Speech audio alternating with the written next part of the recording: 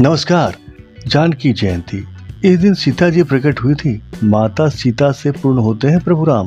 फाल्गुन मास के कृष्ण पक्ष की अष्टमी को जानकी व्रत का पर्व है। इसे जानकी जयंती के रूप में भी मानते हैं। मान्यता है कि इस दिन माता सीता जी प्रकट हुई थी। राजा जनक की पुत्री होने के कारण माता सीता ने पूरे जीवन काल में विवेक और प्रेम को केंद्रीय भाव बनाया। उन्होंने सदैव भोग और भूख से ऊपर उठकर विचार किया।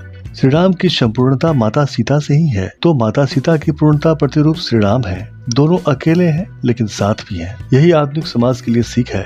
भारतीय परंपरा में इस निष्ठा का कई बार गरिमापूर्ण तरीके से पुनर्पाठ किया गया है। माता सीता अकेले ही वन में रहकर अपने बच्चों का लालन पालन करती हैं और सर्वश्रेष्ठ बनाती हैं। उसी परंपरा में माता कुंती ने 5 पांडवों को पाला। भरत की माता शकुंतला हो या छंदोग्य उपनिषद में सत्यकाम की माता जाबाला, सबने जीवन के दुख और पीड़ा की अवधि में अपने विवेक को स्थान दिया। कदाचित इसलिए माता का स्मरण प्रभु के पूर्व करने की परंपरा बन गई। भले ही रावण ने माता सीता को बंदी किया हो, लेकिन उनका मन न बंदी रहा और न ही रावण के सीमित दायरे में बंधा रहा। वो स्वतंत्र थी और सदैव ही स्वतंत्र तथा पूर्ण रही।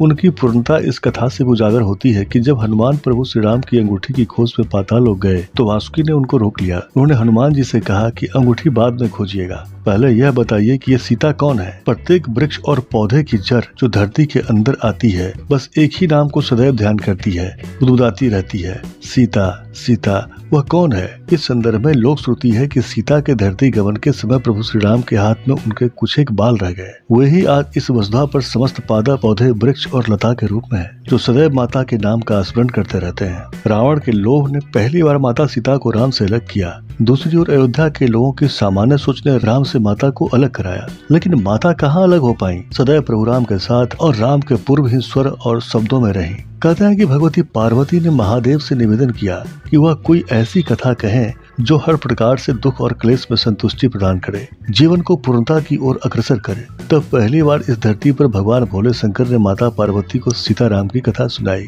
जीवन के उतार चढ़ाव और असंतोष में केवल रामायण ही शाश्वत शांति और संतोष प्रदान करती है। कदाचित इसी कारण यह मान्यता बन गई है कि हर एक समय के चक्र में माता सीता और राम वन और महल में रहने आते हैं, ताकि कर्म और ज्ञान के बीच समन्वय का उदाहरण बनकर प्रेम और चरित्र की एक अनुपम मर्यादा स्थापित की जा सके। सनातन प्रेमियों से अनुरोध है कि ऐसे ही रोचक तथ्यों को जानने और समझने के लिए इंस्पायरिंग सिद्धांतों को अवश्य सब्सक्राइब करें तथा लाइक व शेयर से हमारा उत्साहवर्धन करें। कमेंट के माध्यम से अपना सुझाव भेजें, जिससे हम अपनी प्रस्तुति दुरुस्त कर सकें। धन्यवाद।